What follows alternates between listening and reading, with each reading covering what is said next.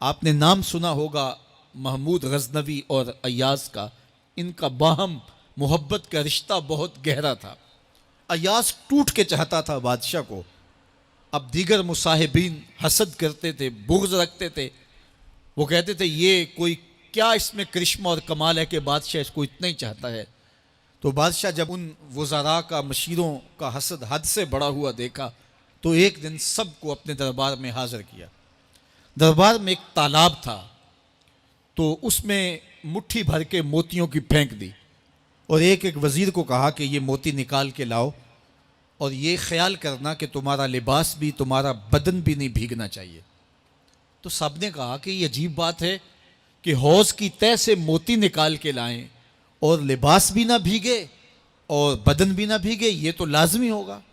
پھر دوسرے وزیر کو کہتا کہ یہ موتی نکال کے لاؤ، تمہارا لباس بھی نہیں بھیگنا چاہیے، تمہارا بدن بھی نہیں بھیگنا چاہیے۔ تو وہ آگے سے حجت کرتا یہ کیسے ہو سکتا ہے کہ بدن بھی اور لباس بھی نہ بھیگے اور موتی بھی نکال لاؤں؟ تیسرے کو، چوتھے کو، پانچویں کو، ہر ایک آگے سے حجت کرے، یہ کیسے ہو سکتا ہے؟ پھر ایاز آ گیا، تو بادشاہ نے ایاز کو کہا کہ یہ موتی نکال کے لانے ہیں اور تمہارا لباس بھی اور تمہارا بدن بھی نہیں بھیگنا چاہیے۔ ایاز نے فوراً چھلانگ لگائی اور موتی نکالے۔ جب باہر نکلا تو بدن اور لباس پانی سے نچڑ رہا تھا، تو ایسے موتی بادشاہ کو پیش کیے اور بدن کپ کپا رہا تھا۔ تو بادشاہ بڑے غصے سے کہا کہ ایاز، تمہارا بدن بھیگ گیا، تمہارے کپڑے بھی بھیگ گئے، میں نے کہا تھا لباس بھی نہیں بھیگنا چاہیے، کپڑے بھی نہیں بھیگنے چاہیے۔ تو ایاز بڑی لجاجت سے عرض کرنے لگا، بادشاہ سلامت، آپ کے دو حکم تھے، ایک یہ کہ موتی نکال کے لانے ہیں، دوسرا حکم یہ تھا کہ لباس اور کپڑے بھیگنے نہیں چاہیے، تو ایک حکم میں نے پورا کر دیا ہے، دوسرے کی معافی چاہتا ہوں۔ تو صاحب، اللہ نے حضرت انسان کے سینے میں جذبات کا ایک جہاں آباد کیا ہے، شیطان کو بھی انسان کے پیچھے لگا دیا، اس کی آزمائش کے لیے، اس کے امتحان کے لیے۔ نفس بھی اس کے اندر موجود ہے، اور دوسری جانب اس کو گناہوں سے منع بھی کیا اور نیکی کی تلقین بھی کی۔ اب کتنی مشکل زندگی ہے حضرت انسان کی، آئی جان شکنجے اندر جویں ویلنے دے وچ گنا، کتنی مشکل زندگی ہے۔ خواہشیں ہیں کہ آوارہ ہیں، آرزویں ہیں کہ بے قابو ہیں، اور دوسری جانب اللہ کا حکم ہے۔ اب کیا کرے؟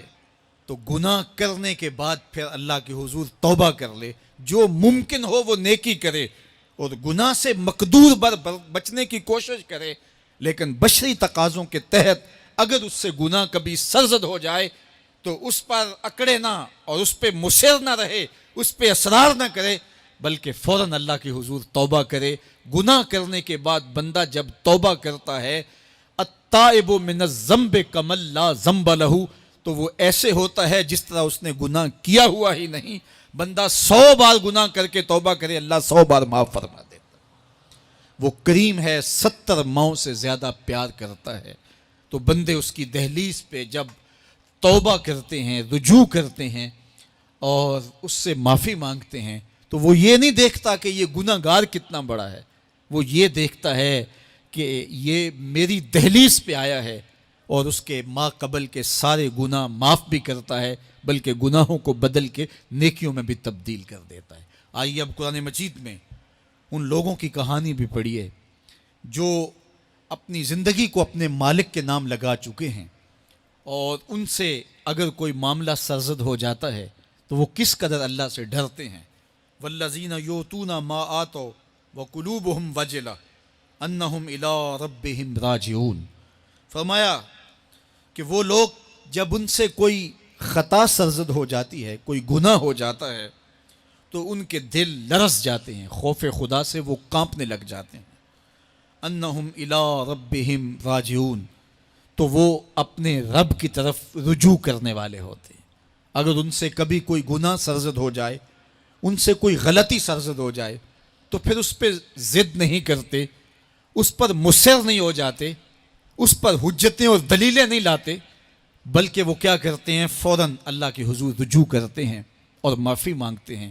اور اللہ کو یہ بہت پسند ہے کہ کوئی مجھ سے معافی مانگے، اور اللہ انہیں معاف کر دیتا ہے۔ اللہ اکبر۔ حضرت عبداللہ ابن مسعود رضی اللہ تعالیٰ عنہ فرماتے ہیں کہ مومن کی یہ شان ہے کہ جب وہ گناہ کر بیٹھے تو وہ یوں محسوس کرتا ہے جس طرح پہاڑ تلے آ گیا ہے.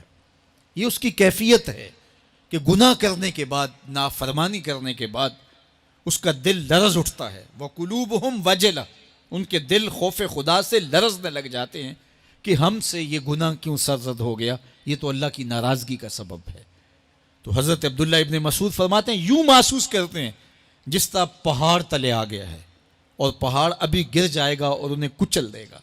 تو وہ جلدی جلدی تلافی کرتے ہیں، توبہ کرتے ہیں، رجوع اللہ کرتے ہیں تاکہ ہمارا گناہ معاف ہو جائے. اور منافق کی مثال بھی بیان کی گئی. جب وہ گناہ کرتا ہے تو یوں محسوس کرتا ہے جیسے بدن پہ مکھی بیٹھی تھی، ہلکے اشارے سے اڑا دی.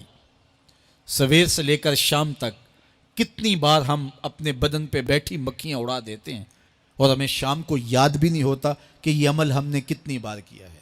میں اور آپ اپنے اندر اتر کر کے دیکھ سکتے ہیں ہماری کیفیت باطن کیا ہے.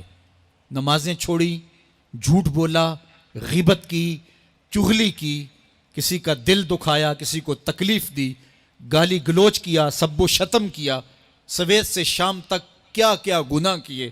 کبھی خیال بھٹکے، کبھی سوچیں آوارہ ہوئیں، کبھی نگاہوں نے بدکاریاں کی، کبھی زبان نے جرم کیے، اور شام کو ہمیں یاد بھی نہیں ہوتا کہ آج ہم نے کیا کیا جرائم کیے، آج ہم نے کیا کیا گناہ کیے. اگر ہماری یہ کیفیت ہے تو یہ عملی نفاق ہے کہ بدن پہ مکھی بیٹھی اور اڑا دی. اور اگر ہماری کیفیت یہ ہے کہ گناہ کے بعد یہ محسوس ہوتا ہے کہ ہم پہاڑ تلے آ گئے اور اللہ کی ناراضگی ہم نے مول لے لیے اور جلدی جلدی توبہ کر کے رجوع کرنے کی جانب بڑھتے ہیں، تو پھر مبارک ہو. نہیں تو مجھے اور آپ کو اپنا محاسبہ کرنا چاہیے. ہمارے دلوں پر زنگ چڑھ گئے ہیں اور ہماری کیفیت یہ ہو گئی ہے کہ گناہ کرنے کے بعد بھی ہم ڈٹے رہتے ہیں. جبکہ زندگی اصحاب رسول کی دیکھیے ان سے بھی کبھی کوئی خطا سرزد ہو جاتی تو وہ فوراً اس گناہ کی تلافی کے لیے حضور کی بارگاہ میں حاضر ہو جاتے. حضرت ابو لبابہ رضی اللہ تعالیٰ عنہ نے اپنے آپ کو مسجد نبوی کے ستون کے ساتھ بندھوا دیا اور کہا کہ جب تک میری معافی نہیں ہوگی تب تک اپنے آپ کو کھلواؤں گا نہیں. اور پھر جب ان کی بخشش کا اعلان ہوا تو پھر حضور کے ہاتھوں سے اپنے آپ کو انہوں نے کھلوایا.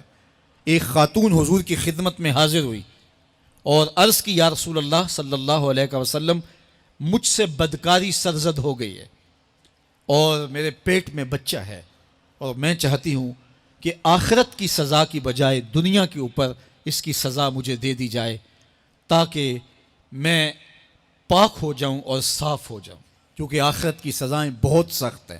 اللہ کے محبوب علیہ السلام نے جبریل امین سے ایک دن پوچھا تھا مجھے جہنم کے عذابوں کا ذکر سناؤ. تو عرض کی یا رسول اللہ صلی اللہ علیہ وسلم، سب سے ہلکا عذاب، اخف العذاب، ہلکا ترین عذاب یہ ہے کہ جہنمی کے پاؤں میں آگ کے جوتے رکھے جائیں گے. باقی اس کے پورے بدن پہ آگ نہیں ہوگی، صرف آگ کے جوتے اس کو پہنائے جائیں گے. لیکن اس کی حدت، گرمی اور شدت اتنی ہوگی، یغلی منہما دماغہ، اس کی شدت سے اس کا دماغ پگھل کر ناک اور کانوں کے ذریعے سے باہر آنا شروع ہو جائے گا. یہ سب سے ہلکے عذاب کی کیفیت ہے. اور جو عذاب سخت ہیں الیاذ باللہ، اللہ تعالیٰ قرآن مجید میں فرماتا ہے ثم لا یموت فیہا ولا یحیا، اس بڑے عذاب کا ذکر کیا جو جہنمیوں کو دیا جائے گا. فرمایا اس عذاب کی کیفیت یہ ہوگی بندہ نہ جیے گا نہ مرے گا. جیے گا اس لیے نہیں کہ آگے اور پیچھے، دائیں اور بائیں آگ ہی آگ ہوگی، تو اس آگ میں جینا کو جینا تو نہیں ہوگا. اور مرے گا اس لیے نہیں کہ موت کو موت آ چکی ہوگی. جنت میں جنتیوں کو ایک ہی ڈر اور خدشہ ہوگا کہیں موت نہ آ جائے، اور جہنمیوں کو ایک ہی امید ہوگی کہیں موت آ جائے اور جان چھوٹ جائے. اللہ تعالیٰ مینڈے کی شکل میں موت کو لائے گا اور موت کو ذبح کیا جائے گا. جنتی جنت سے اور جہنمی جہنم سے دیکھ رہے ہوں گے.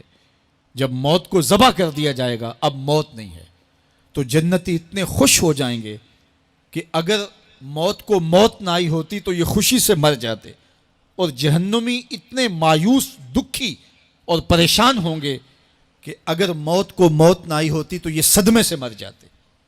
تو وہ کتنا سخت عذاب ہوگا الیاذ باللہ کے ہلکے ترین عذاب کی کیفیت یہ ہے کہ پاؤں میں آگ کا جوتا اور دماغ پگھل کے ناک اور کانوں کے راستے سے باہر آ جائے۔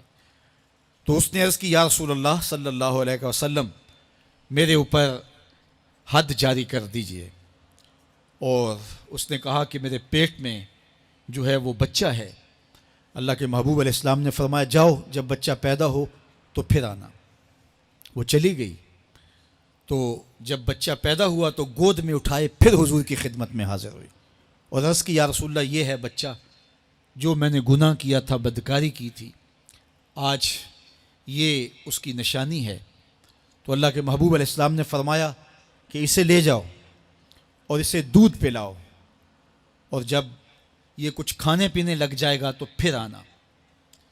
تو تھوڑی دیر کے بعد، کچھ دنوں کے بعد وہ دوبارہ حاضر ہوئی اور اس نے اس بچے کے ہاتھ میں روٹی کا ٹکڑا دیا ہوا تھا اور عرض کی یا رسول اللہ دیکھ لیجئے اب یہ روٹی کھانے لگ گیا ہے۔